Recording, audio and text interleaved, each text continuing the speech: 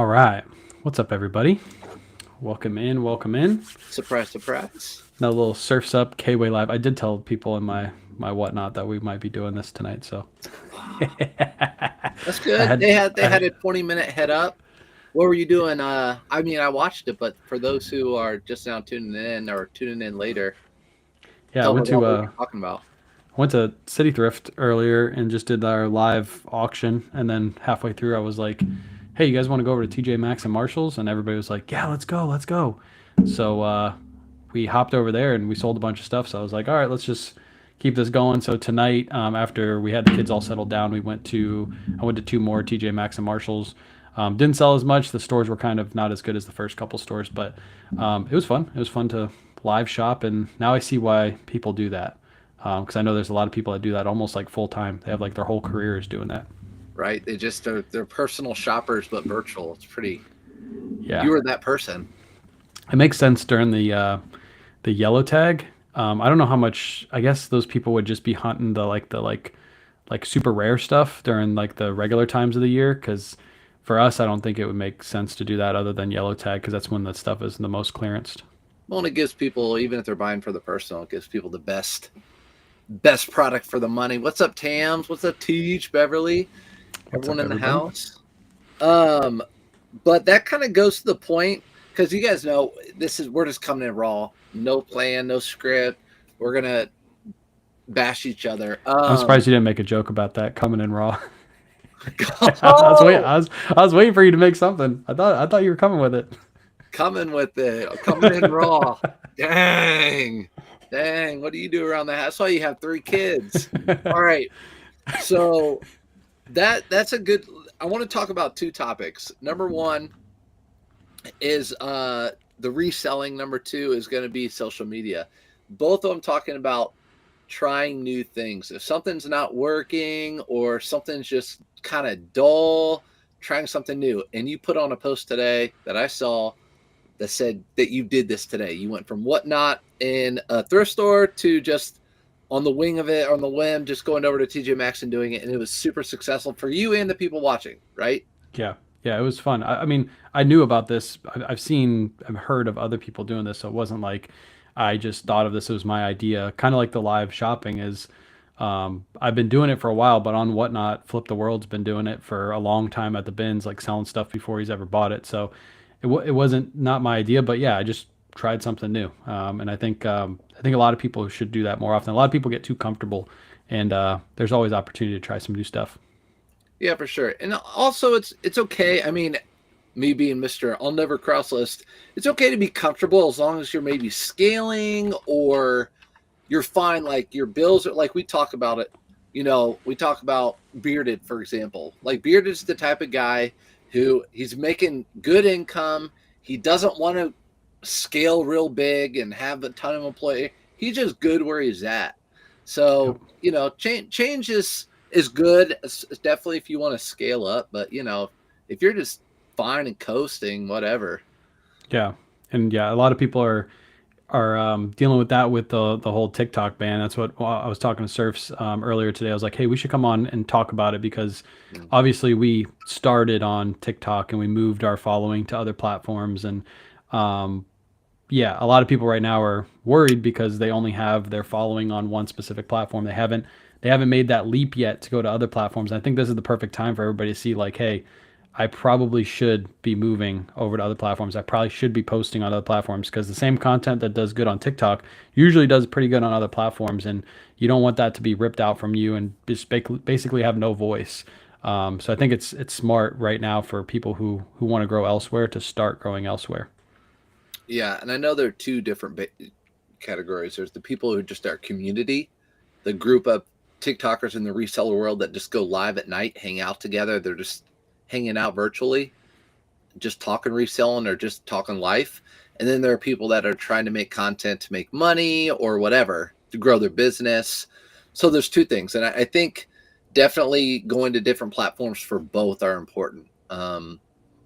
If you want your community to move and TikTok goes away, you got to start. So even if you're not going to create content, you need to be somewhere else. So my suggestion, like you said, is if you're going to make content or not, start on another platform, I would say just do all platforms, don't you think? At least Yeah. get your name on every platform, start an account, whether you use TikTok or whether you use Instagram or Facebook or YouTube, whichever one you decide to use. Yeah. Go over there and put KayWay shop on all of them. Yeah, it's not that hard to take a video you've already posted to one platform and just move it to another. It takes almost no time at all. So you might as well do it because you never know when a video that you're on, you're comfortable with, the platform you're comfortable with, whether that be TikTok or Instagram, you're posting that content and you could post it on Facebook and it blows up and then you get a ton of followers. I mean, that's basically how I got most of mine is I posted a video and literally got like 2 million views. I got like 40,000 followers off of like one video. So and that video died on TikTok, didn't go anywhere. So definitely post yourself. That also works for listing on eBay and Poshmark and Mercari because one of those platforms you could do something and not even do something bad and they could just ban you for no reason and then there goes your entire business. So that's why I always have my stuff. I always am on multiple platforms. I never try to be on one. Diversification. Yeah, 100%. Everyone 100%. wins. If you guys have questions too, feel free to drop in the chat. We're just going to kind of go off the dome today and just chat back and forth. So if you have any questions for either me or Surfs, we're hooked up to all platforms right now, his and mine, so we can see all your questions. So feel free to ask. I saw somebody ask earlier. We kind of gave our background story on the first live, but we can kind of go into how long have we been reselling for? So you wanna take that away first, and I'll go second.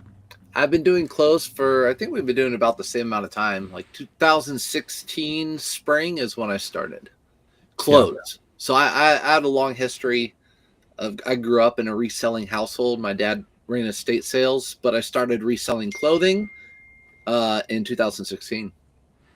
Yeah, I started 2018. I was working at the post office and I was looking for a side income and went down the YouTube rabbit hole, found Rally Roots, and then that's when I started reselling. Was 2018. Just doing that as like a side hustle. I think you started as like a side hustle too, and then worked that into a main hustle, right? Yeah. So postal service man, you were. I was a teacher, both working for the government.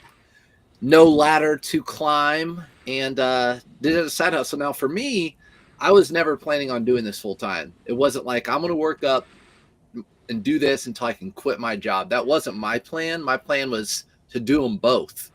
But it's always nice to have a job that you can just be like, all right, once I knew in my head that I didn't have to keep teaching, then like I just knew it was so nice to have that peace of mind, or I could just quit and do this full time. It's really nice to have that.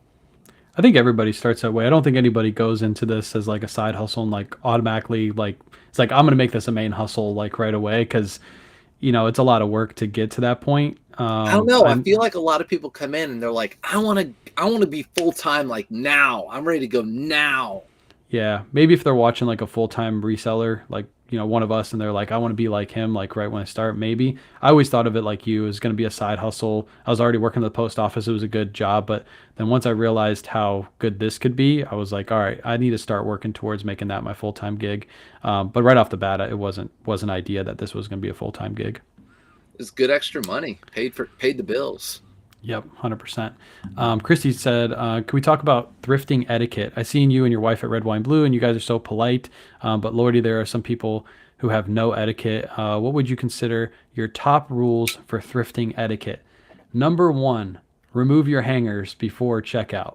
I think that is like, that's like really nice for not only you to get through the checkout lane early and fast, but you're also helping the cashier not have to take off each and every one of those hangers. So we always at Red, White, and Blue, we try to remove our hangers every thrift store and then find the rack that's like next to where the cashier is and like rack them for them. I think that's like really good etiquette. What's something that you do in the thrift that's, top etiquette? You're not really a nice guy, so you don't probably do much. Yeah, that's actually exactly what I was going to say. Be nice to everybody. I have competitors who I know they don't even really want to look at me, but I go out of my way to like say, hey, what's up? Are you what are you looking for? Whatever. Because you don't know, it'll pay off. For example, with me, I now have a couple of guys that are friends. Jack resells out there. He does all vintage. So he gives me all his Viore and Lululemon. I give him a lot of vintage stuff. So you can make connections that way. And I don't think you would have known Ethan, right? If it wasn't for you guys. 100%. I think a lot of people think it's like super duper competitive. But I'm the type of person that if like when Ethan was at he's at Salvation Army is when I first met him. And I just saw him picking up shoes and like going through the shoes. So I just walked up to him and was like, "Hey, are you a reseller?" He's like, "Yeah, I just do shoes in the area." And we just chopped it up right there, talked back and forth, and we exchanged social media handles. And from there, we've been friends. So I'm not the type of person like that is like this is my turf, like you can't come here. Like I'm completely fine with it, but I do understand those kind of people, like that, some people just go to one specific thrift store. I have a person that I go to a thrift store, I'm not going to name which one it is. They're always at this thrift store and they're always getting the new racks. And when Mhm. I started making content there, they were kind of mad about it because they're like, "Hey, you're going to bring competition here. You're going to make the store start raising prices because they watch my stuff." And I was like, "No, I don't think so." And they've been there ever since. They haven't complained yet, or complained again. But I had a little conversation with them in the DMs, and then of course I went to the store and talked to them. I was like, "Look, it's not that big of a deal. They're not going to raise prices significantly. You're still going to find stuff every single day. It's not that big of a deal. We're not enemies here." And they've been good ever since. Yeah. So So. taking off hangers and just be nice to Yeah. everybody. Talk to people. You never know what kind of connections you're going to make. Like Surfs makes connections with the vintage t-shirt boy that doesn't want that stuff. He's just going to give it to Surfs. Like it's not his stuff.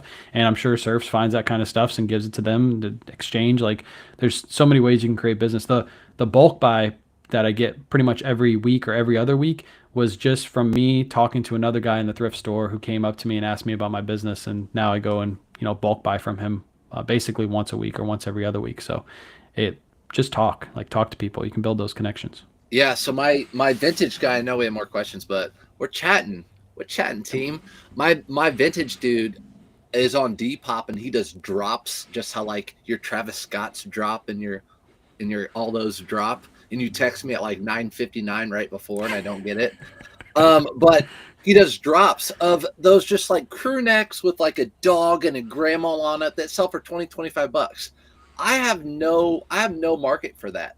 And Nope. he wants all of them he can get. So I just pick those up and throw them his way, and we just meet and he'll throw me Lululemon, Patagonia, whatever. So yeah, just you never know. There's always, and as far as going into thrift stores, you're going into a new store. There's more than likely there's been someone in the last 30 minutes just like you that's been in there, and they're rolling out a new rack when you get there. So the whole competitive stuff, we got to get over that. Yeah, it's not that serious. It's not that. Um, what are each of your favorite places to source? I think we both have the same spots: thrift stores, retail arbitrage, estate sales, garage sales. So I'll take this one first. I think people know thrift stores for me. We go to thrift stores all the time. We have good thrift stores near us. So what I'll say is you have to curate where you go based off what you have around you. If your thrift stores aren't good, maybe garage sales is where you go to. I'm lucky enough in Florida that I have good estate sales, good garage sales, good thrift stores, good retail, and one of my favorites is thrift stores. I think from the beginning, I've been thrifting from the beginning. I just love it. So thrift stores for me. I'm guessing the same for you, right? Yeah, I like consistency, and just thrift stores are the most consistent for me. I can't go Yeah. around. We have garage sales half the year because it's cold here. So yeah, thrift stores. I And would Goodwill say, owns our city. Goodwill owns our city. It's all Goodwill here in Indianapolis. Whereas you have Goodwill, then you have Red, White, and Blue coming in and like get out of here, Goodwill, and sit in all these other places now, right? What's the new yep, place you were today? it's the City Thrift. Yeah, They brought one down. I don't know if they have plans to bring more. I hope they do because that just puts pressure on Goodwill in our area to kind of lower the prices and be more competitive. Because those are all for profits, and for profits are probably my best spots to go to because they always are bringing out new racks. They got to keep pumping the inventory out to make ends meet. So I love going to those spots. I will say, if I could consistently weekly get really good retail arbitrage, I would probably do more retail arbitrage than thrifting. But retail arbitrage is so few and far between. You got to wait for those yellow tag events. You got to wait for those clearance sales to make it worth it. And those don't happen every week. But if it it's not did, I would consistent. definitely do retail arbitrage over thrifting. It's not consistent. Yeah, and I see people put like church rummage sales and I love estate sales and church sales, but they're just not consistent. I know next week I can do my routes at the thrift stores, and I know I'll end up loading my car with stuff. I can guarantee it, but I can't guarantee I'll go to. There'll be an estate sale that I have good stuff, or a rummage sale. So I have to say thrift stores. You probably do the same. Yeah, I've been to some of those like church rummage sales, but a lot of it is just such garbage. It's so bad, such bad stuff that it's like you're saying, it's not consistent enough. There are really good deals there though. You can get some really, really good deals if you find some good stuff, but it's so few and far between. Mm-hmm. Somebody asked about promoting on eBay. Do you Talk focus on about it. running a sale, coupon, or a combo of both? What do you do? Do you do coupons and stuff like that, or how do you So, handle that?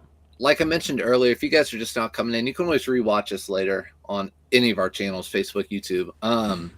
Like I was saying earlier, you have to be able to change it up, whether it's social media or if you're reselling. If something's stale or not working for you, for example, my eBay store in December just wasn't like it was a year ago.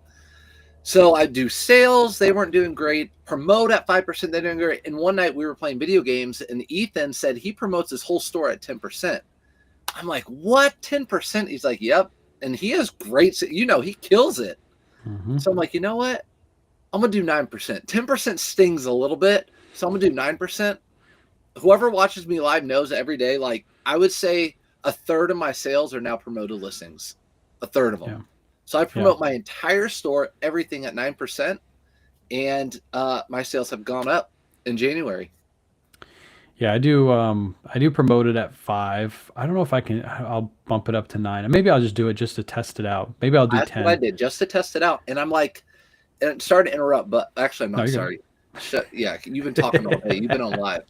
So the way people are like, but it's 9% plus eBay fees. All right, so Poshmark takes 20%. Doing it this way, it's like eBay takes 22% ish, and almost all those promoted listing sales are not offers. They're just people buy it. So a lot of those sales I would take a lower offer on anyways. Yeah, But they're selling for full price. So really it's just like making a sale on Poshmark for me. And I'm making more sales. So for me, churn, burn, it's about the same as Poshmark. Keep your buy costs low. So yeah, yeah. that's what I do right now. It's working. Do you know how much your sales have increased with the promoted? Like, do you know like around a number? Um, the other day I sold 24 items on eBay, and Damn. 15 of them, or it might have been 36. 15 of them were promoted because I kept track. I kept a tally. Did your 15 did your out of about 25 or 30 were promoted, and it says on your phone when I do it, it says sold via promoted listing. hmm are you getting like a big increase from before? Like, were you selling like 20 items and now you're selling 24? Or is it like the same or is it more? Like, what do you know what that number would be? I'm listing a little bit more. I'm listing more consistent in 2025 too, Hmm. but my sales have definitely increased Yeah. on eBay. Definitely. I could go to Autopilot and look at my analytics from like this quarter to last or months or whatever. But just real quick, for example, I have 13 sales I need to pack up.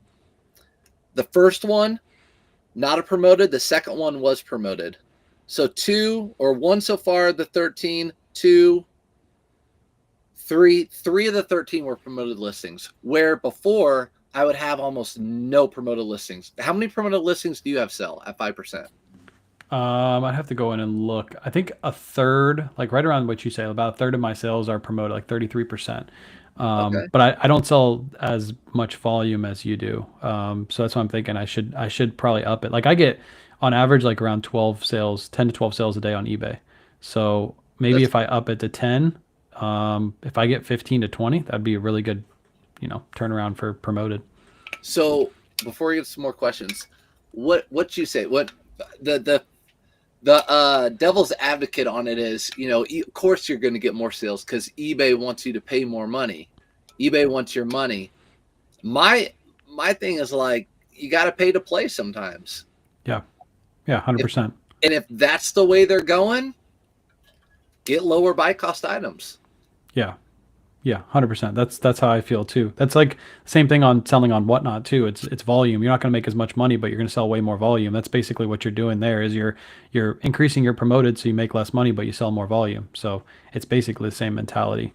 I'll probably try that. I'll probably up mine to 10% maybe later tonight and then see how it goes for like the next month and follow it till like Valentine's Day, and that'll be a good time to say like if I saw an increase in sales or not. I'm also not listing consistently either. Like we'll list 50 in one day. Like we used to list 20 to 30 per day, and now we're listing like 50 to 60 like 1 or 2 days a week, and then just not That's listing for the rest of the week. So I think that also kind of plays into sales and all that stuff.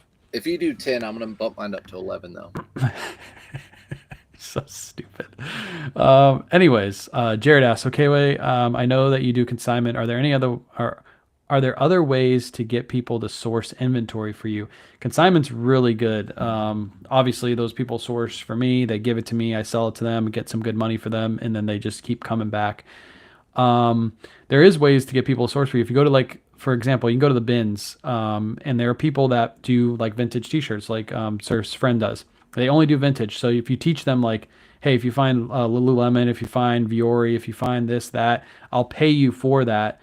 And you guys can set up a deal where they buy that stuff because the buy cost is like $1.50, $2. You meet up once a week. They give you all that stuff for $5 to $6 a piece. And now you just made a connection for somebody that's sourcing for you. You make 2 or 3 of those connections at bin stores, you'll have really good inventory coming your way. Obviously, it's going to be hit or miss. Like there's going to be bad pieces they pick up in the beginning. You just got to pay for that in the beginning. But once you teach them the good brands, like I've teach my bulk buy guy every week or two, I go pick up from him. He knows what I want. He'll come every week and I'll buy pretty much everything he gives me. So that's a connection right there. You got any ideas on how to build connections like that? If you're going to do, I guess what I have to say, if you're going to do consignment, I think you have a perfect model for it with Whatnot, because you're not taking a lot of time with each of those pieces. With clothing, if you're doing a 30-70 split, or what are you doing right now? Yeah, 70-30 split is what we do after split, fees. Even 50-50 after fees and everything, you want to stay away from doing like an eBay listing or whatever for a number of reasons, and you've talked about that. But Whatnot is so great because you hold up the item, it's sold, it ships the next day, you get paid right away. And there's no returns, pretty much. So you're doing great. But I used to do consignment a lot when it came to higher priced items. If someone had $1,000 item, I would take like 10 or 20% of that. That's totally different. But with clothing, for sure. What you got going on is great. Yeah. The best thing about Whatnot, like today when we did the TJ Maxx sale, like all that stuff sold. I shipped it. It's behind me back there. It's already shipped, ready for the mailman tomorrow. That money is already back in my PayPal on the way back to my bank account. So by tomorrow morning, all that money's back in my bank account. And that's why we can pay consigners out so fast. Is because once we ship the items, money is back in our PayPal that same exact night. Like once I hit the PayPal transaction, move it to my account, within 10 minutes, it's in my PayPal account, no matter what time of day it is. And I can pay the consigners out basically that same night, if not the next day. So that's why consignment works so good for Whatnot. And again, there's no returns really, unless there's like an issue with the item. And then usually we eat the cost on that because it's our fault that we ran a flawed item in the first place. Okay, if your name was Kayla, we'll just say Kayla, not your wife, and you ran Poshmark, you ran a store on eBay, and you're like, I really want to get more clothing from people around me that before it cut off the thrift store. What are some ways you think people could do that? We'll talk about one. I would probably go to the bins. That's probably where I would get most of my inventory. If you couldn't go to the bins. If I couldn't go to the bins, where would I get? To make that connection with somebody or with people, what could you do? Send out flyers? Put out a post on Facebook Marketplace? You could. Bo was talking about how he was doing, I think he's made the information public, how he's like set up a call service that calls all of the houses in his area over a certain what is it, GDP or whatever, the amount of money they make like $250K a year, and he has like a list of those houses, and he has this call service that he pays, and they literally call the houses and say, hey, if you have any clothes that you want to donate or get rid of, I'll come by and pick it up. And then he gets like 2 or 3 of those hits a week, a day, and then he just goes and cleans house and picks up all that stuff. Obviously, if you're making that much money, you probably have better clothing. That's why he probably targets those people. But that's a good idea. That's something that I never even thought of doing, and I heard Bo doing. I was like, man, that's super duper smart. Mm-hmm. And I could tell you this from being with my dad, working with estate sales. As soon as a couple of those people talk, your name just spreads like wildfire. Well, that's probably not a good thing to use right now, but spreads like water. Because they'll talk like, oh, I know a guy who will come get all your stuff. Oh, really? I'm going to have a garage sale this spring. Call this dude. He'll just come get all your stuff. Yeah. So, go to estate sale companies and or estate sales, and then talk to the company and be like, because usually clothing is what's left over at the end, and just be like, hey, if you guys get a bunch of clothing, I'll bulk buy your clothing at the end of your estate sale. And there's a connection right there. And if they know that you're going to be good for the money, you're going to come and like buy an entire room full of clothes, and you'll obviously sift through the good pieces and then get rid of the other pieces. They're going to call you every single time because they don't want to have to pay to have somebody haul that off. And you're paying them to actually haul it off for them. So that's a connection you can build. You can even get in if you build a good enough connection with those estate sale people. They'll say, all right, you can come in first. Yep. We'll let you in a day before, pick over all the clothing, and then I know at the end you'll buy everything else up too.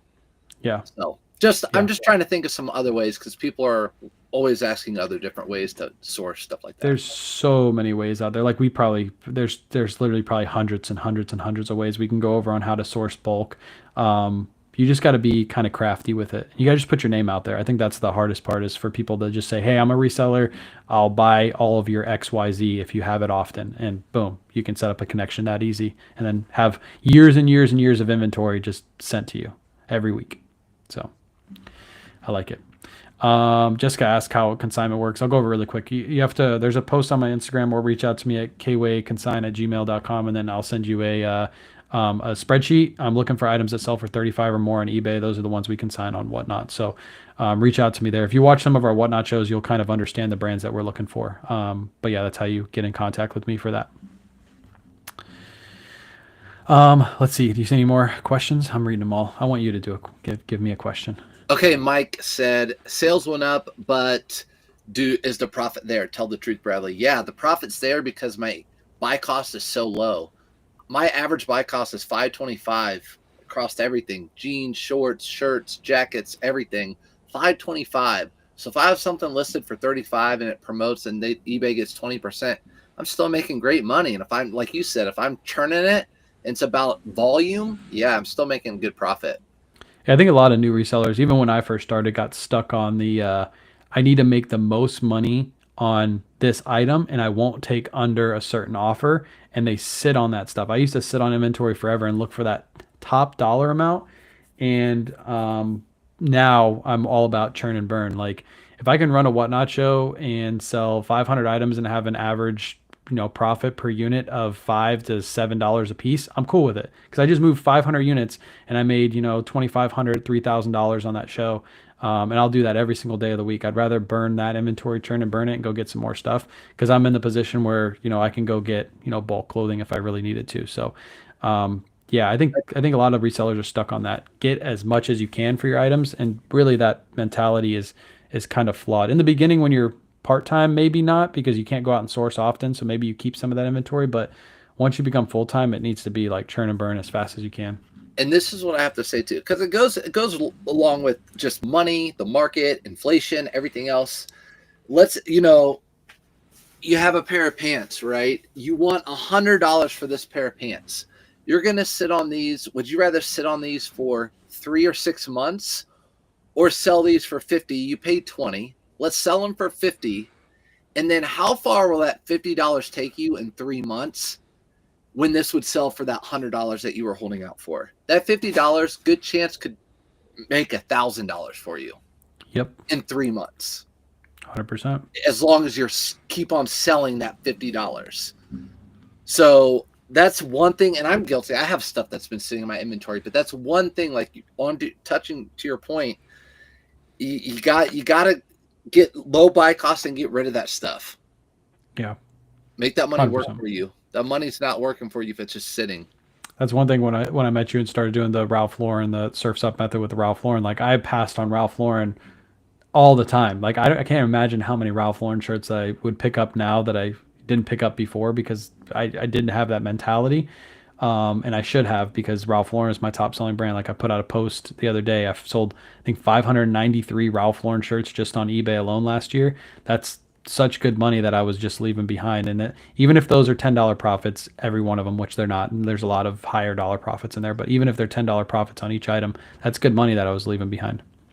Yeah, I think we did the math the other day. It ended up being Nick was on here and was talking about, like, it was a crazy amount, like $5,000 extra a year if you only sell a few a week. I want to say hi. I saw Clay, one of my old friends from my high school, join in.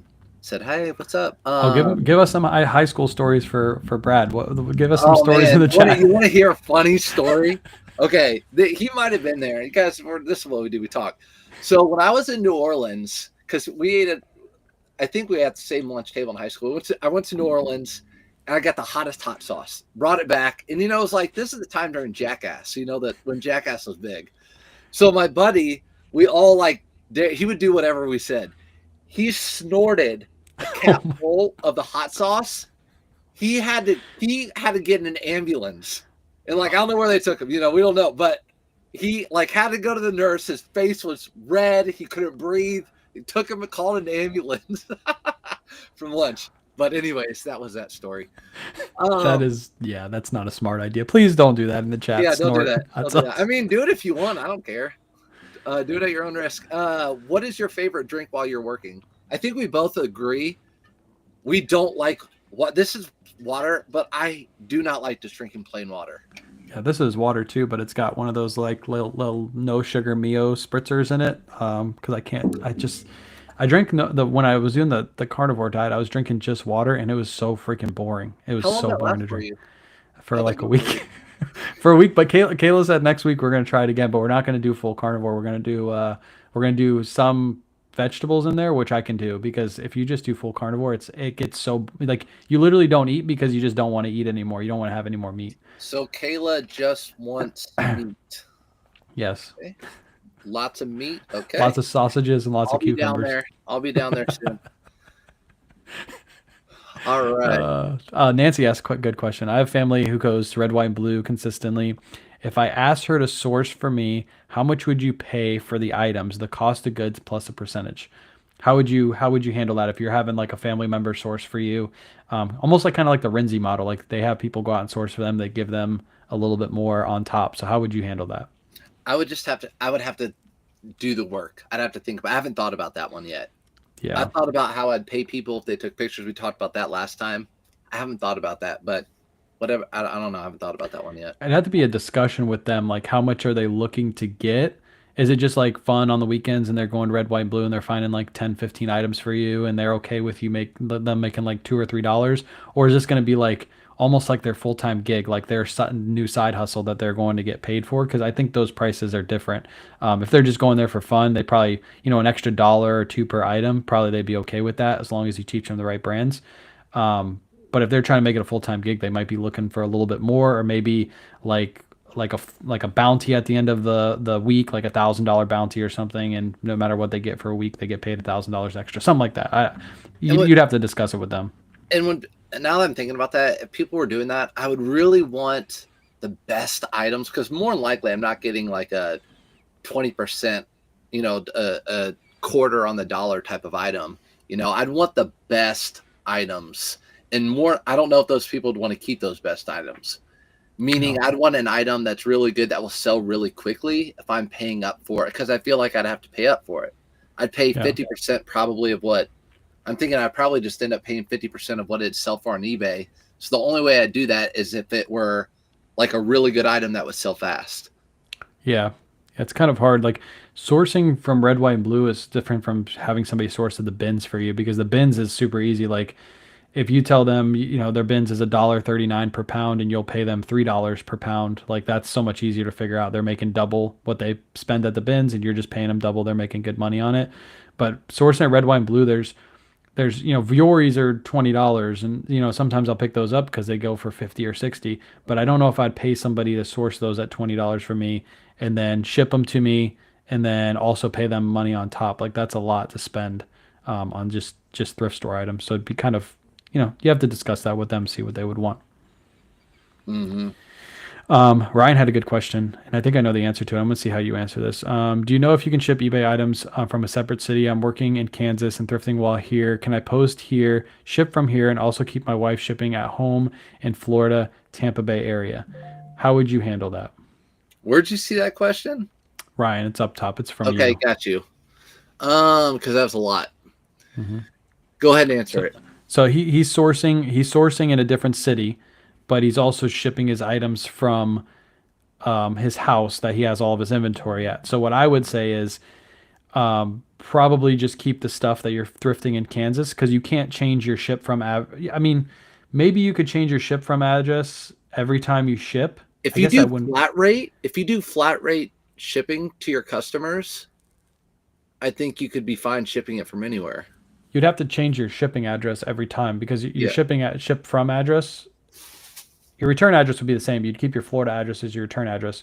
You just have to change your ship from address every time you ship something from Kansas. And then your wife, if she's at home shipping from Florida, she would keep it the same. And she would have to know to make sure to check and see if it's in the Kansas address or not. It's kind of confusing.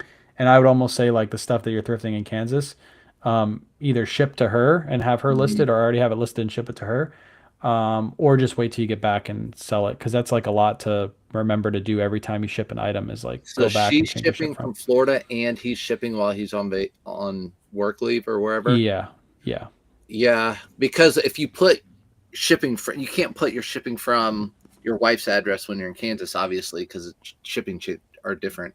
yeah, yeah. It would So be yeah, I that's a yeah. tough one. You can't keep your same address because if you're in Kansas and you're shipping to California, it's a different rate than if you're shipping from Florida to California. So you have to use your proper ship from address. Also, sometimes the post office will catch that when you go to turn in your package, and they'll be like, "Wait, this is the wrong ship. Like you don't. This is Kansas. You're shipping from Florida. Why are you shipping a Kansas package from why are you shipping a Florida package from Kansas, vice versa?" They would probably catch on to that. Would they probably? I mean, you probably could get away with it for a while until they did catch on, but really, you should be putting the proper ship from address, and your return address would be your Florida address. But that's how you should do it. You probably could get away with just keeping that as your Florida address and throwing it in there. I had like Flip the World did a giveaway on his live where I couldn't do a giveaway for some reason, so he gave me his package to ship from here, and he had a Texas address, but the post office never caught it because they just scanned it in. They weren't looking at the ship from address, so you probably could get away with it for a little bit. But if the post office ever asked you, then you have to switch your ship from address. Yeah, I'm gonna rattle through a couple of these real quick. Yep. Framed art. I know you don't do framed art. I used to do framed art. You're saying like concerned about breakage, the best way to do it. When I used to sell art, framed art, pieces like that, I would have enough profit on there where I would just take it to UPS, have them pack it and ship it and ensure it's all on them. So I literally drop it off at their store, pay them to do it all.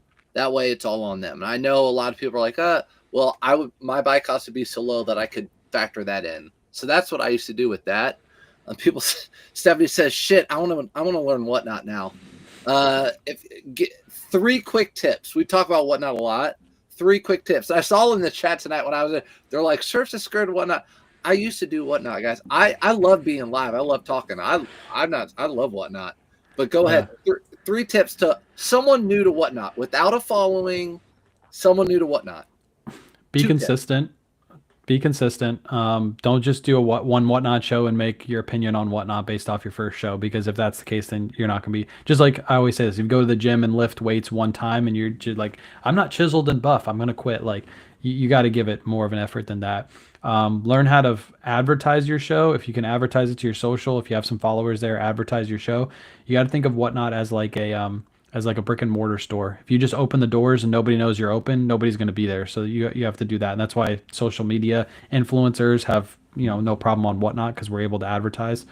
And then bring good stuff. Don't bring the stuff that's not selling in eBay for you, like your junk that you just can't move. Don't bring that stuff to Whatnot. Bring your best stuff. You can start with higher starts. You don't have to do dollar starts, but just be consistent. Like if you do higher starts, just do a show every Tuesday night at 9, every single Tuesday night at 9 for like 2 months, and then see how it takes off.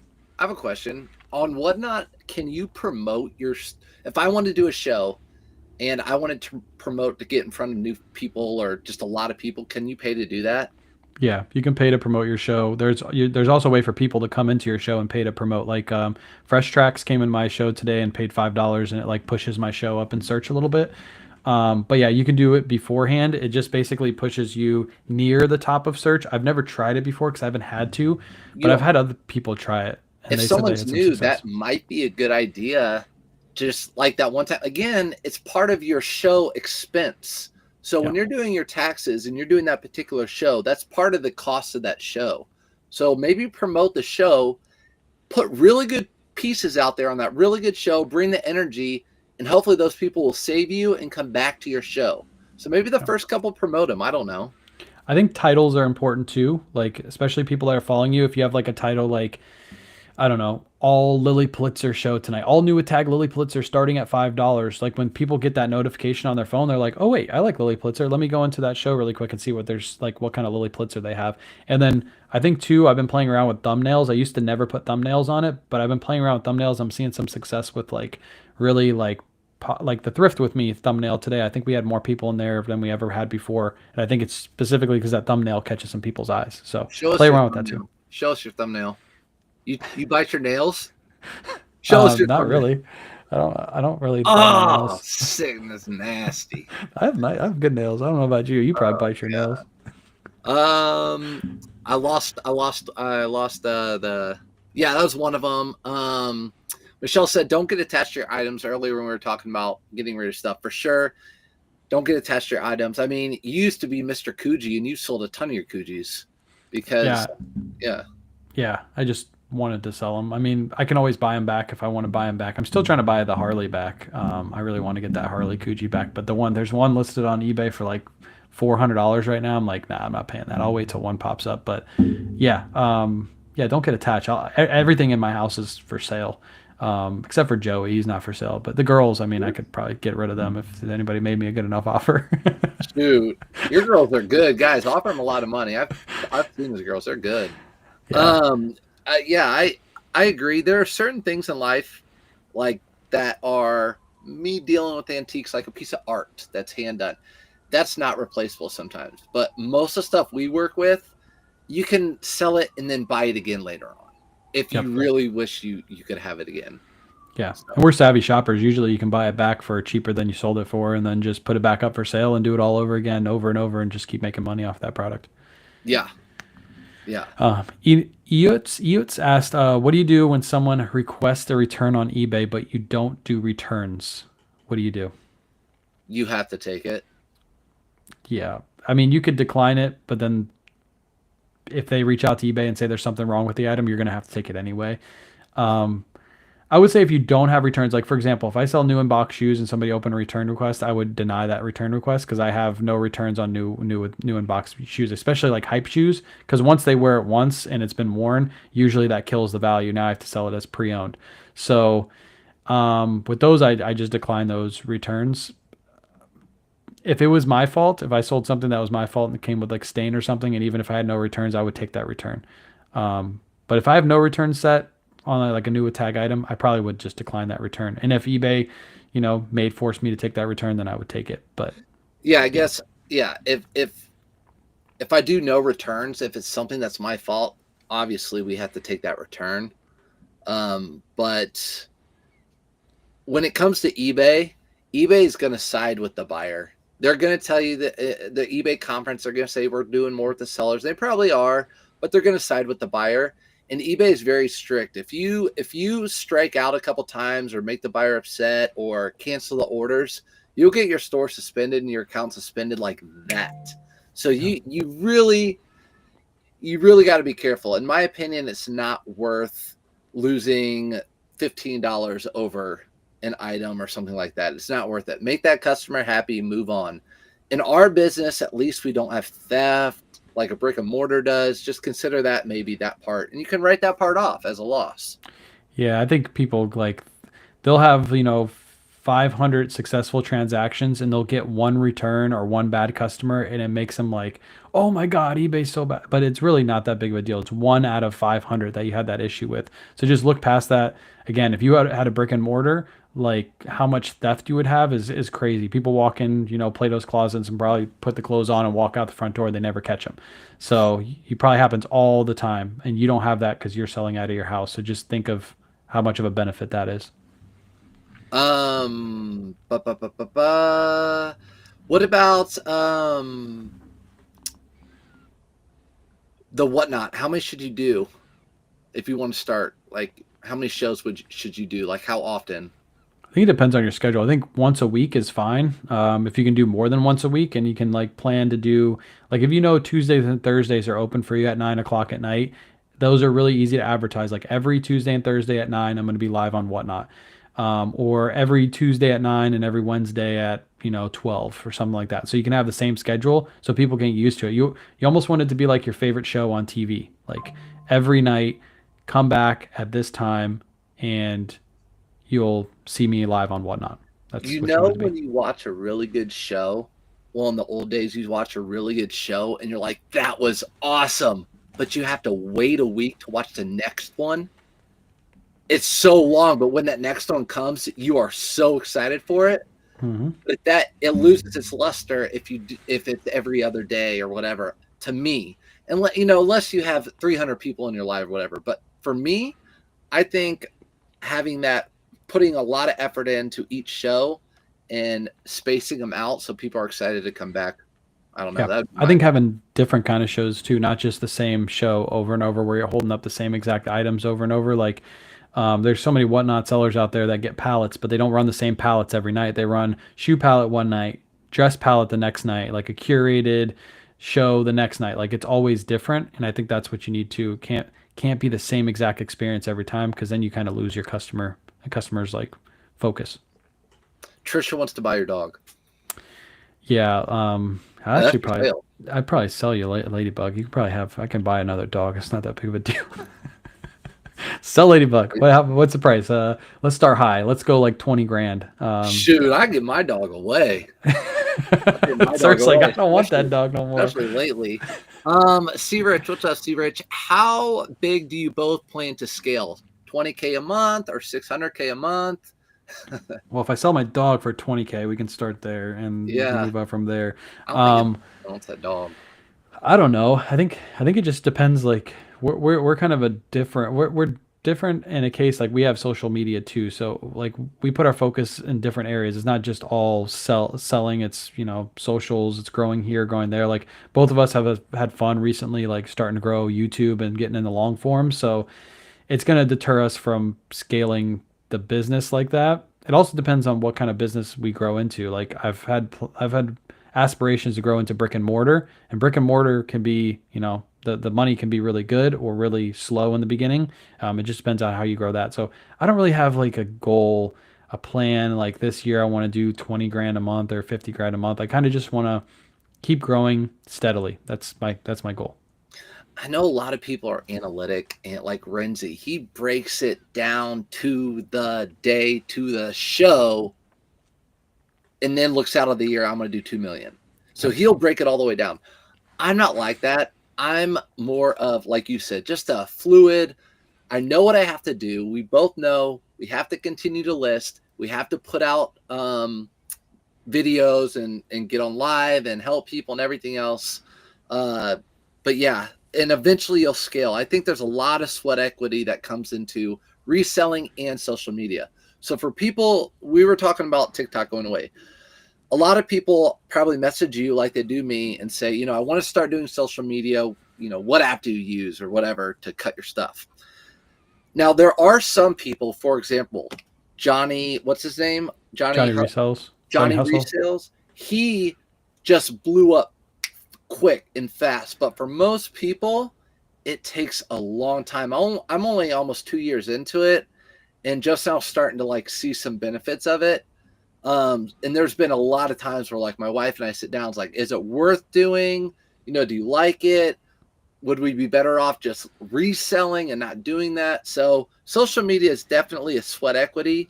I can tell you right now, if you're wanting to do YouTube, I think what's the RPM right now per like 1,000 views on a video? If you want to know how much people are making on a video, I think mine's at about $15 per 1,000 views. So if you look at my video that makes 6,000 views, they're like, oh, wow, they're getting a lot. That's $15 times 6.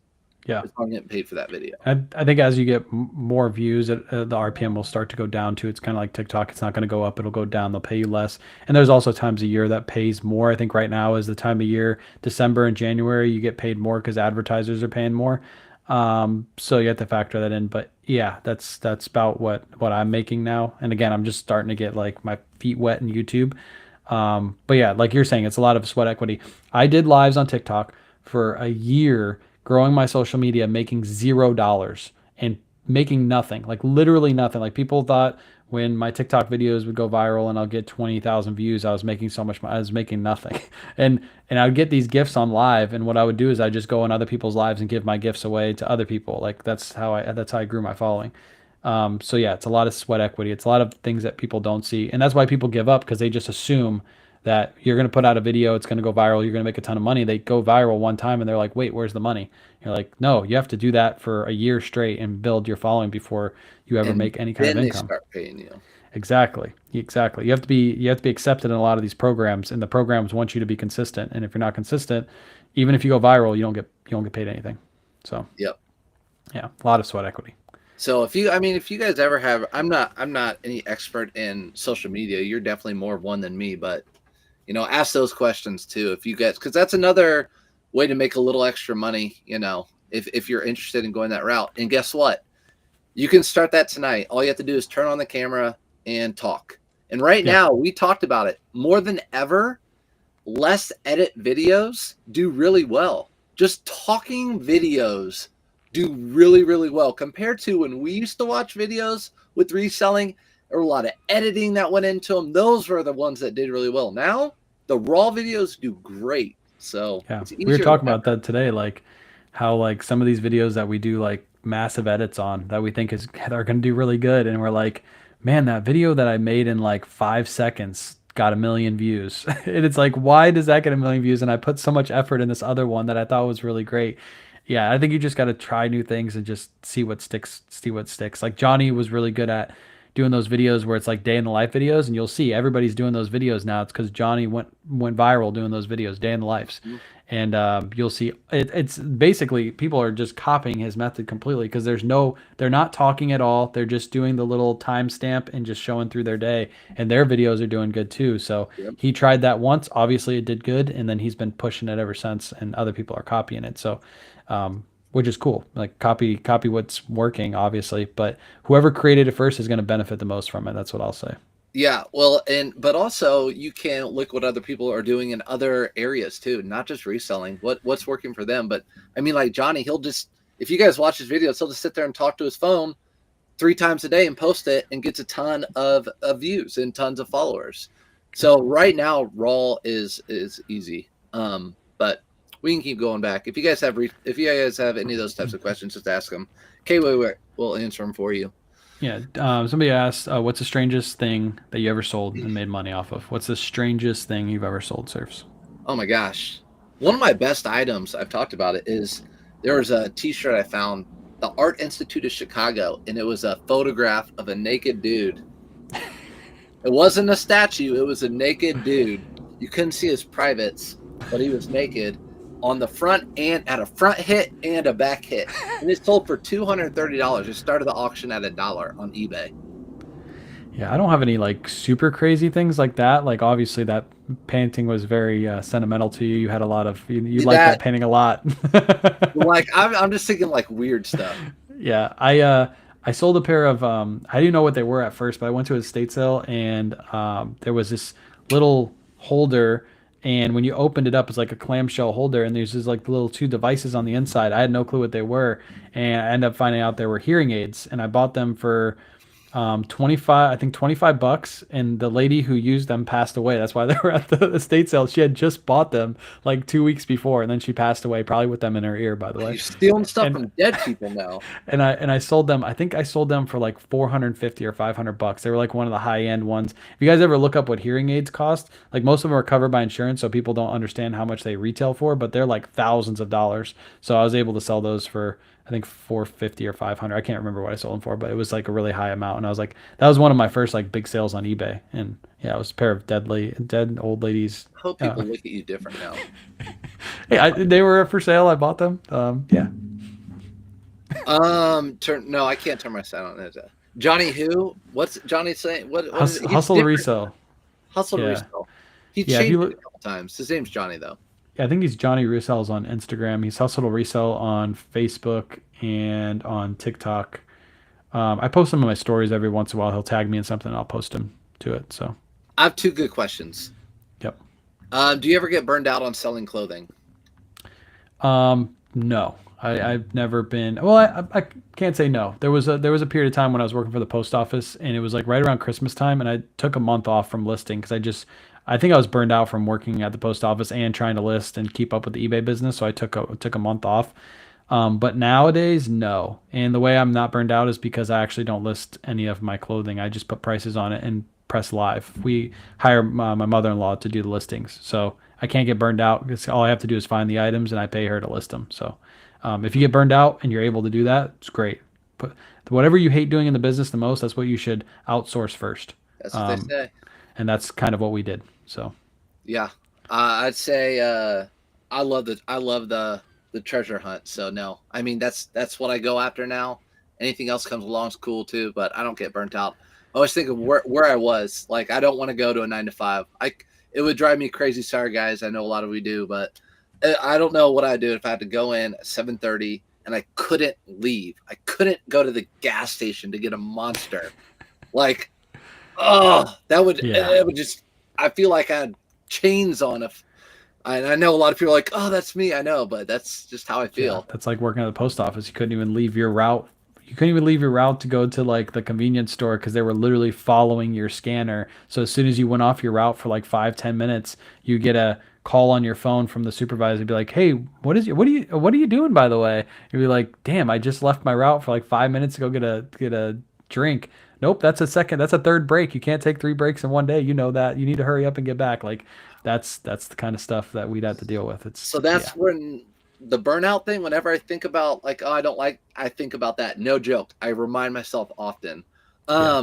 Another one was, would you ever? Because this is good. We talked about this plenty. Would you ever do individual consulting for a fee? So, what are your thoughts on like people doing consulting? Because I know we both get that question. All the time. I get DMs all the time like, "Hey, do you teach one-on-one? I'd love to pay you, to do it. What's your fee?" And I always say, Store just review. come to my lives and ask me whatever question you want to ask me, and I'll answer it for free. It's almost like having a job, like we were just talking about. You're chained to that job, and you're also chained to that person that now paid you because if they pay you, they expect all their questions to be answered whenever they ask them. So they will literally DM you all day long and be like, "Hey, I paid you $400 for that consulting. I want this question answered because I paid you." Now you're like, you feel obligated to answer all their questions. And usually those people are the ones that have the most basic questions that are always hitting you with them. So yeah, I wouldn't want to, I don't have time during the We day to just do talked that. about that yesterday. Yeah, the price would have to be so high to have to deal with all those questions, or there would have to be like so many rules set up beforehand, like, hey, you can only get like 2 questions a day, like like you couldn't be asking that many questions. So yeah, I don't, and will I ever? I can't say no, I'll never, Yeah, but I don't think it'll be anytime soon if I ever do. yeah. I feel the same way. I don't want to. We talked about this yesterday. I don't want to have to be, like you said, chained to someone. Like if we had a course or had a group and we were in charge of that group, we'd be obligated, especially our personalities. Like we'd feel really bad if we did not answer every single question, help every single person out.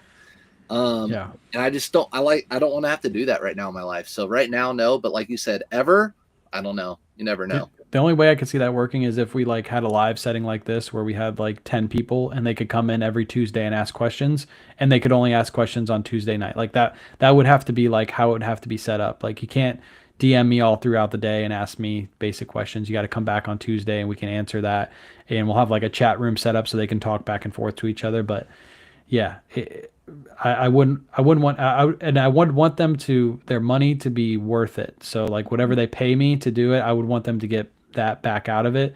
And to be honest, I feel like if you just come to lives for free, you can get all that for free. So why would you pay me for that? It's just free. Come here and ask those questions. Mm-hmm. Mm-hmm. Yeah. Someone said they sold a. Jared said sold a hearing aids for $350. See, hearing aids from old dead ladies. They sell. Just don't put it there from old dead ladies in the description, and they'll sell. Let's see. Do we have any more questions? We're gonna wrap this up here pretty soon because we could be going on for an hour. I want to try to make these an hour long. But do we have any more questions? You see any? I saw, Jessica, what you're saying, just a brainstorming session. Yeah, there are a lot of things. And again, neither one of us, we're all four people making money. We're the same. Like, you guys, like, someone wants to make a course, make a course. Someone the other day DM me, said, hey, I have a free, book, whatever, but they take donations. You want to make a Bolo book, do it. Like, whatever works for you. I just know, for me, I don't want to have to, I don't want to let someone down too. Yeah. Like, when I used to do personal training or whatever, when I used to do that stuff, I would take people's money, you work them out, and then you don't have control after that. They're going to go eat fried chicken and Doritos and Pop-Tarts and then come back to you. And then in 2 months, it's like, it's my fault that they're not losing weight, and I feel bad about it, but it's really, I don't have control. So same thing with this. I just don't want to, I feel bad. Yeah, and whenever you attach money to something that goes along with your name, if that person ever feels like they didn't get enough out of that money, all they have to do is make one post about you that goes viral, or they just talk bad about you in somebody else's chat, and then other people see it. Yeah, you're connected to that person in some ways you don't want to be connected to them. So, I yeah, I don't have any aspirations to do that right now. Maybe in the future, but not right now. Stacy asked too, how do you personally keep up with what the current good pickups are like bolos? How do you keep up with that? To be honest, you can other creators, watch other creators, but I feel like I have that sixth sense of just like what's in tune. Like, I just know when something feels good or looks good or something's different or something's new. I'm always paying attention to everything around me. So that's just, I guess that's how I know. I don't know. Yeah. We go thrifting so often when we see a new brand that we've never seen before, we're just like, hey, I've never seen that. Let me look it up really quick. Like most of the brands we go through the racks, we kind of know like 90% of them, 99% of them.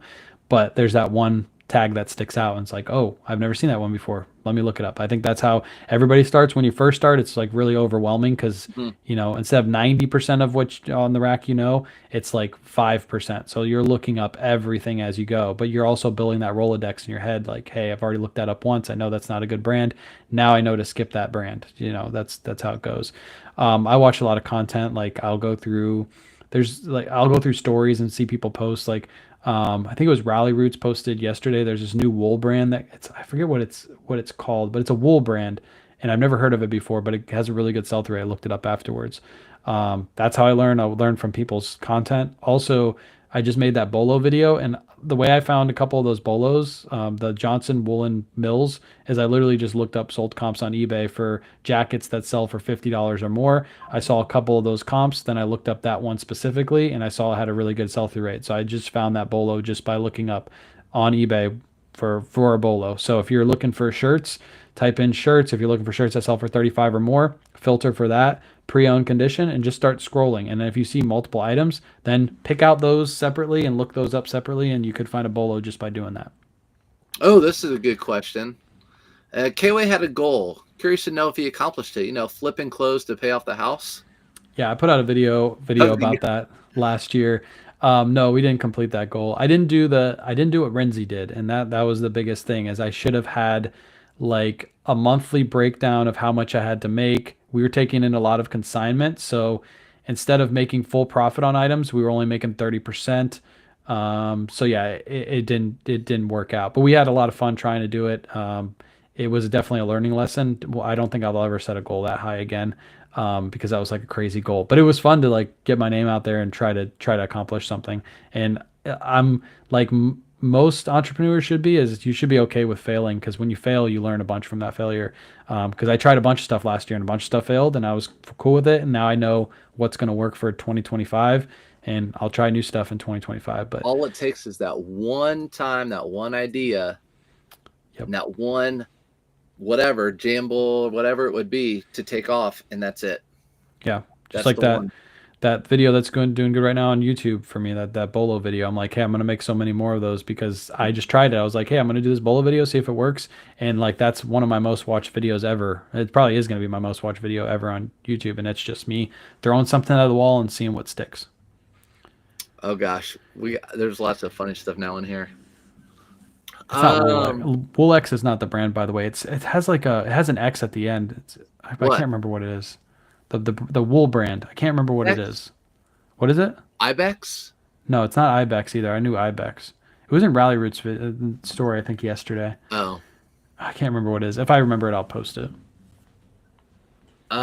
No, blue collar, not shaving any heads. He already doesn't have much hair on top. That's why I have to he wear wears this. If I take this off, it's embarrassing. I have to keep this on. Your chats, yeah.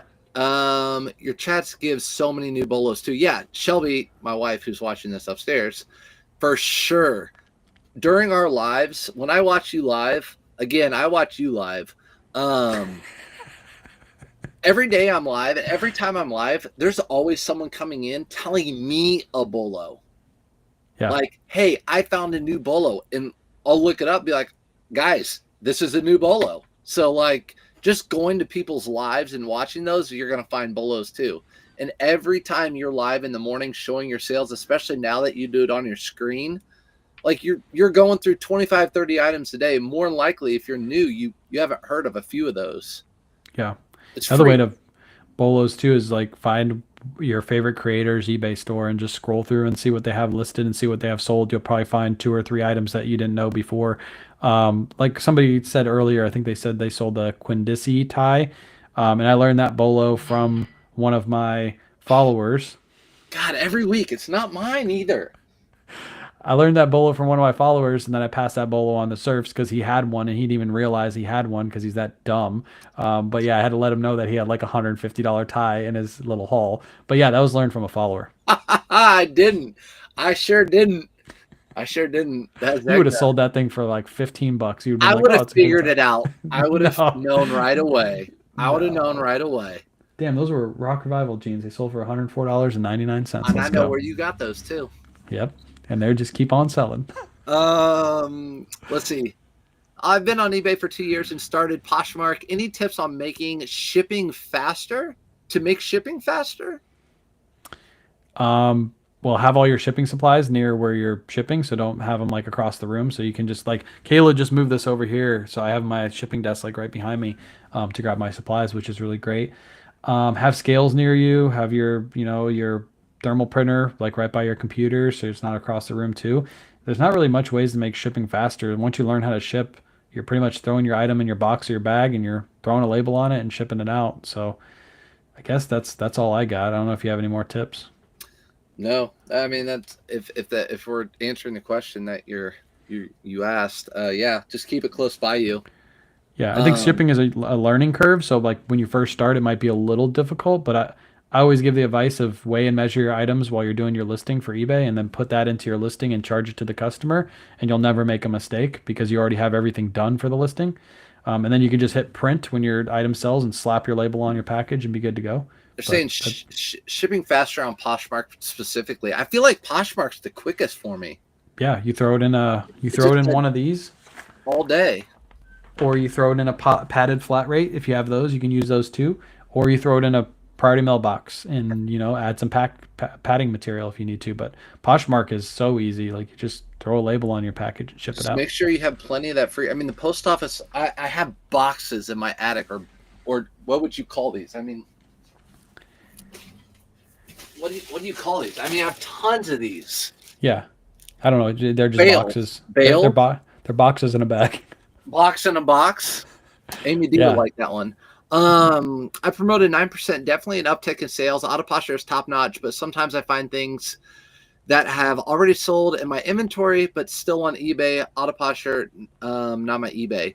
I would say with that, just make sure auto posture you have the automatic sales detection on is the main thing. I still haven't had an issue where I've double sold an item. I had 2 people last week reach out to me and have the same issue, and then I asked them, "Is there auto sales detection on?" And the both of them said no. So you have to go within your account into your settings, and then on the far right hand side, click the last option, and then you turn on all your auto sales detection.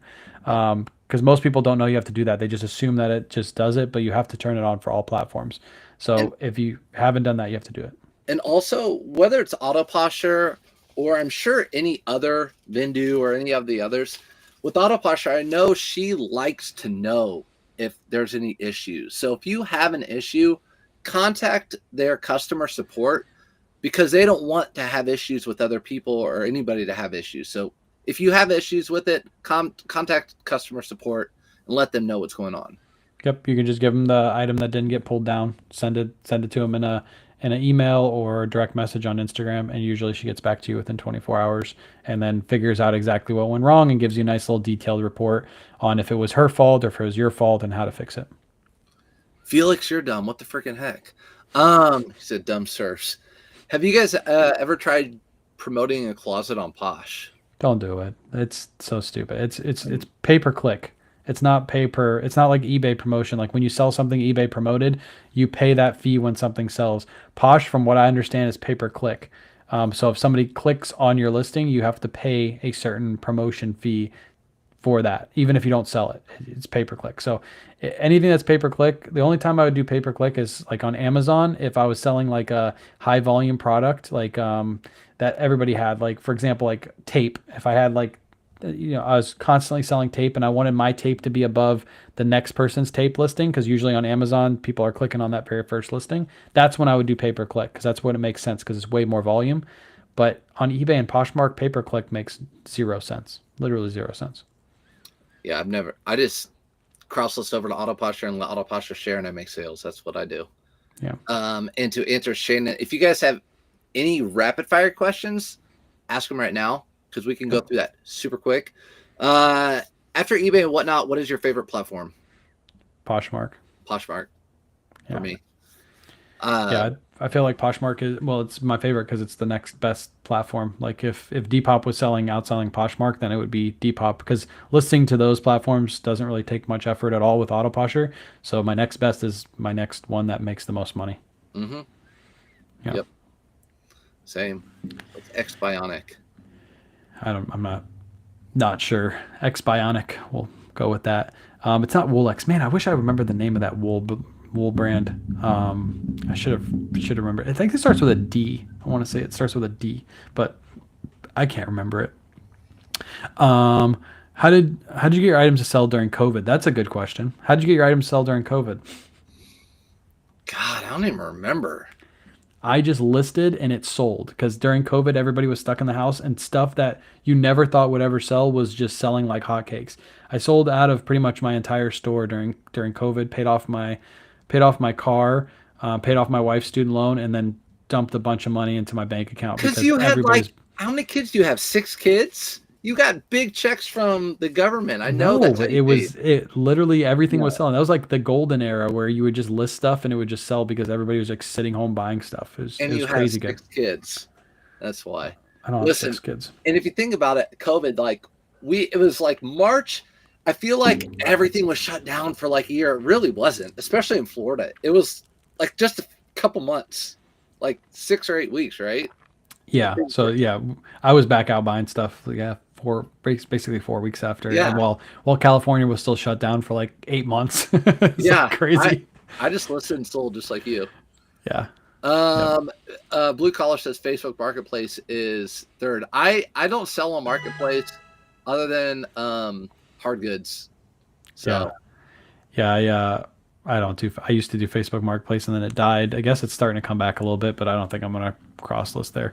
Autoposher's next platform. I can't say what it is, but I'll say this: I'm probably not gonna cross list to that platform. I'll just leave it like that. I'm not gonna cross list there. I don't think I'm gonna waste my time moving to another platform.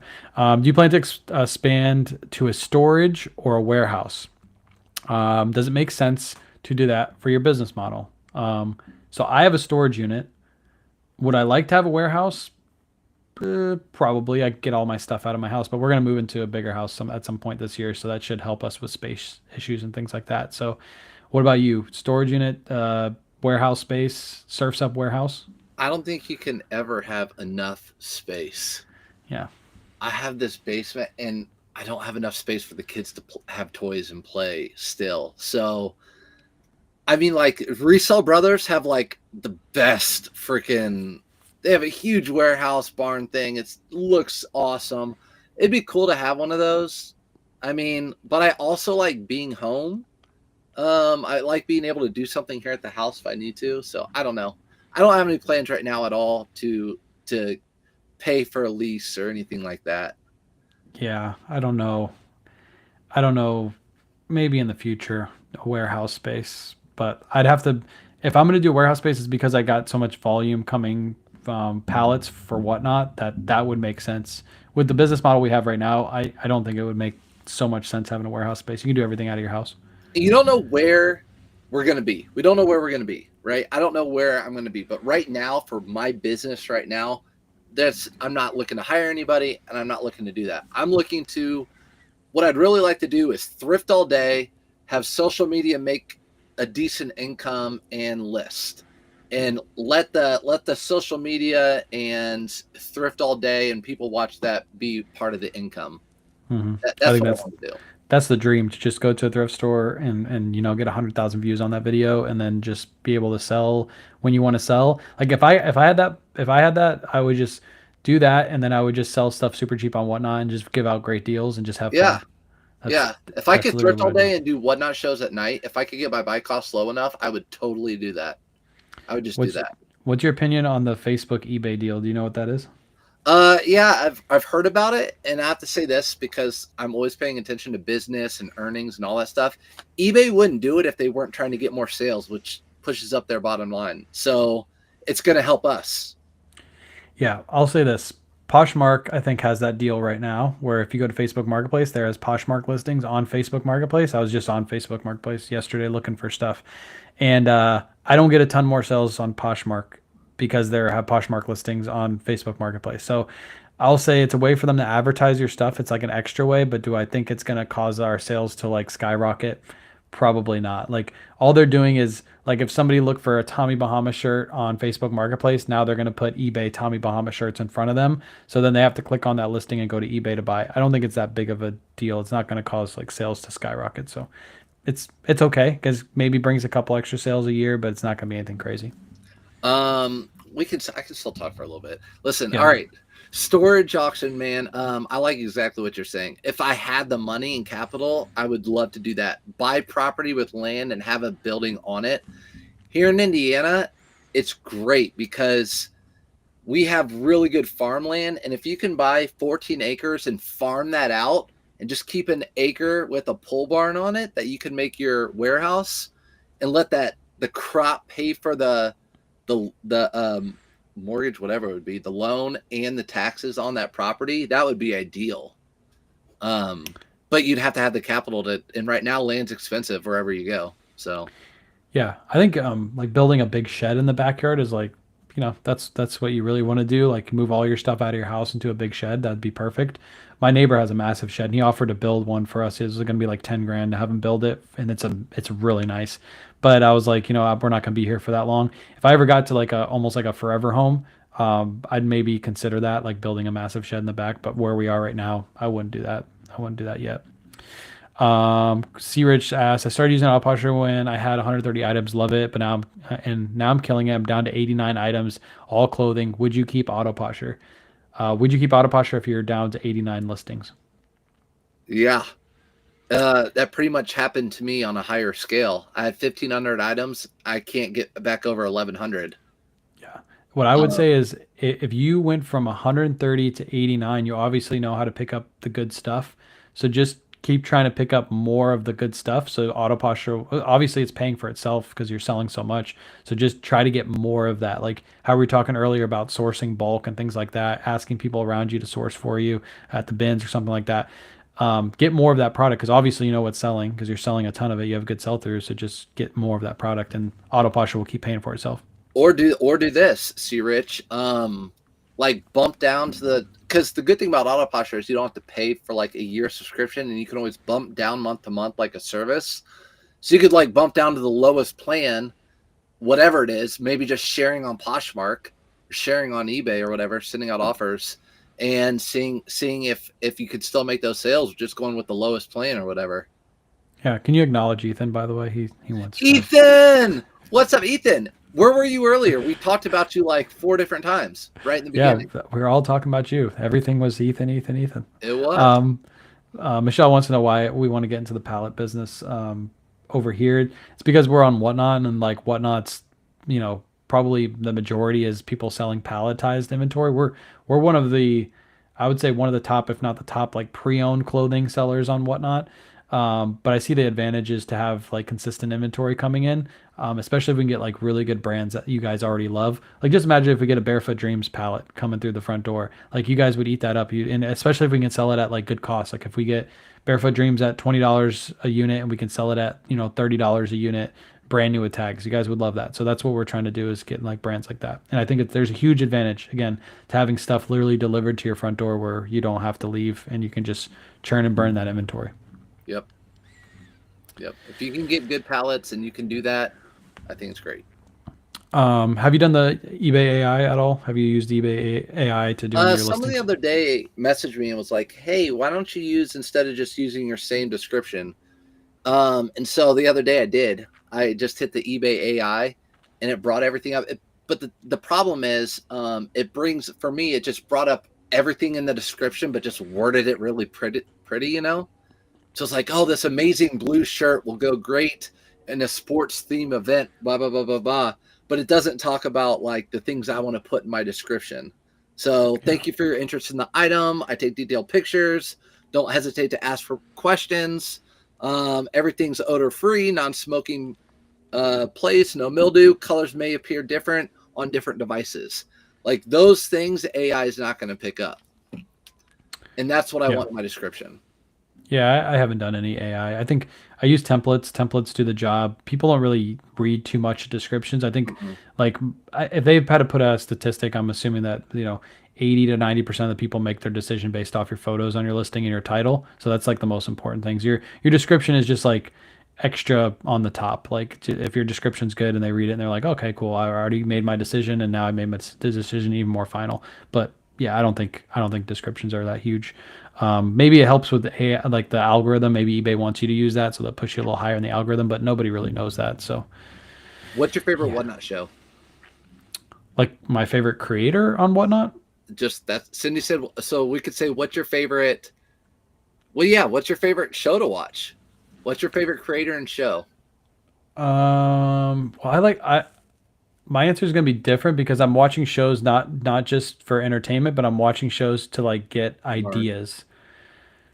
So I don't know who would be my favorite because I have so many people I watch. I really love watching Renzi's shows. I think his model's amazing. He literally gives his model away. I want to do a live with Renzi and talk to him about this because he literally gives his model away and nobody's been able to replicate it. You know why? Because nobody's working as hard as he is. Like you have to be him to have that model work. And there's almost nobody that wants to work as hard as him and have as many connections as he does have set up. So if my favorite's probably Renzi, because I really like what he's doing over there. I think ZK runs a really amazing show too. She's been so consistent, and people just love her. Every time she goes live, she gets 200 to 300 people in there. It's because she is the show, and I think that's huge. So those are probably my top two. She connects with, and Renzi too. If you can connect, if the person feels like you're talking right to them and only them, and you're talking to 250 people, I feel like both of them are really good at that. I like, I mean, obviously I'm not taking notes, but Blazendary just, but boom, boom, boom, boom, it's just amazing. These 5 second, 8 second, 10 second sudden death, selling everything from like $100 to $500 just back to back to back to back. It's just nuts. Yeah. So, I mean, I'm not obviously taking notes from him, but I just think it's crazy what that guy has done. People always talk about margins and they're like, you need to be making more on your items. I can imagine Blazendary's margins are so probably razor thin, but he's selling so much that it's just like, yeah, it just makes perfect sense. Like he's making so much money on it because he's selling so much. Like The bigger you 5 get, seconds on death. the margins are smaller. The bigger you get, the margins are smaller. And you want that. Yep. And I think it's something to be said about what you said too, like Renzi and ZK, like talking to their stream. They make sure that they run in the item, they run a good show, but they're also looking back at the chat every like 5-10 seconds and just talking back to the chat. I think that's really important. That's very, very important because you're building that connection with that customer. It's just like somebody walked through your shop, and as soon as they walk through the shop, they're like, "Hey, Surfs, how you doing today? Welcome back. Welcome." Like it's the same kind of connection. Like you want to go back to that store if somebody's treating you that way. And also, it feels with ZK. I know it feels like she's being authentic too. Mm-hmm. And Renzi, like ZK feels authentic. When she's Yeah. talking to you and her people, what does she call them? Her Z crew or something? Z crew, yeah. Yeah, like it's authentic. All right, question from Courtney. Wayne, you said on one of your recent lives that you wanted to reduce your number of eBay listing. What's the reason for that? Well, main reason right now is if we're bringing in pallets, we need more room for pallets. For our house right now, we have no room for that. So if we're going to do that before we move, I need more space in the garage to be able to bring in pallets. So that's one reason. And we're playing around with like bringing listings over to Whatnot and selling those during live sales and stuff like that. So we're going to reduce it one way or another. But once we move into a bigger house, I might, readjust that thinking because I'll have more room for what I have listed. But that's the main reason right now. Yeah. It's just different way, ebbs and flows of businesses, right? So Yeah. when Whatnot's hot, you're going Whatnot. When Whatnot wasn't hot, when was that? Like February and March and April last year? Yeah, we'll have to see this year if it happens again. Like, yeah, right after February, it was like summer slowdown. And also the things we were selling don't have like jackets. Jackets look better on screen than a pair of shorts. For some reason, you're just going to get more money when you sell jackets compared to shorts. So we got to play around with that this year and try not to have that happen. But I think we're going to be able to get through it either way. You just have to adapt, whatever Yeah. it is. Rinzy, 100%. yeah, RNZY. Yep. Is that guy selling high price shoes such for $1,000 every 10 seconds? Yes. Like he's, there's, he was doing, the other night he was doing, I think it's like a Louis Vuitton collab with something else. I forget what the collab they just put out, but he got his hands on like a good amount of them. I don't know how he did it, but he did it. And he was starting those at, I think like $200, and they were selling for like 700, 800, $900, like the collab. Boom, boom, boom, boom. And yeah, over and over and over and over again. So yeah. Felix says she didn't call her people chat.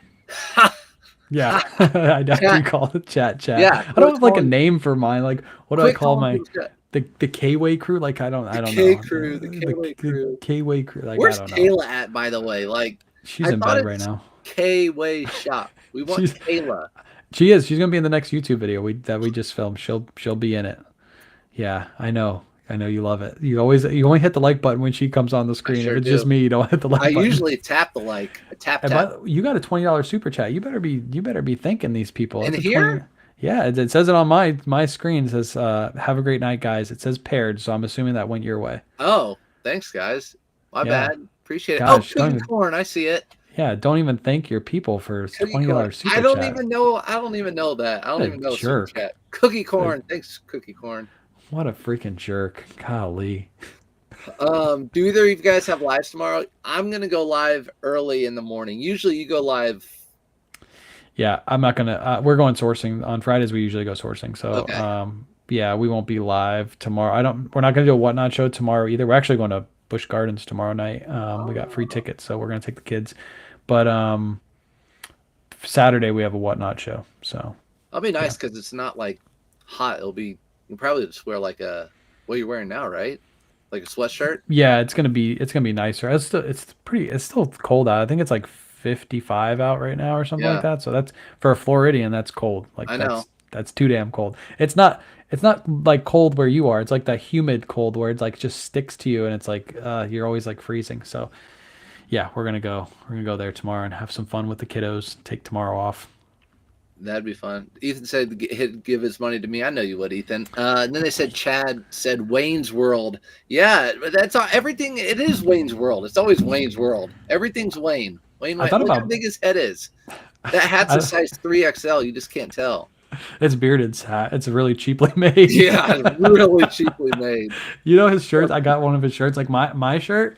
If you guys have one of my shirts, like there's no like cracking or anything on it. I guarantee you wash it like 50 times. It's still in great condition. Bearded shirt, I washed it 3 times and it cracked like immediately. I was like, dude, this is so cheap. It's ridiculous. That's it. That's his material. That's his stuff.